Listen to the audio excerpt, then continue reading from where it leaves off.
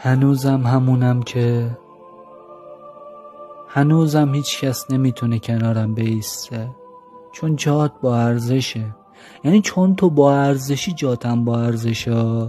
سر همین هیچ کس جرأت نمیکنه جاتو بگیره.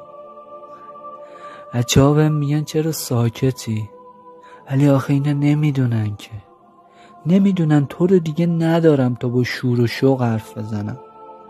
با این حال هنوزم همون پسر مغرورم که کسی جرأت نداره وسط حرفم بپره. ولی تو بیا و جرأت کن، من غرورم به خاطرت میشکنم. تو بیا تا آخر داستان حرف بزن، فقط بذار صدای مهربونتو دوباره بشنوم.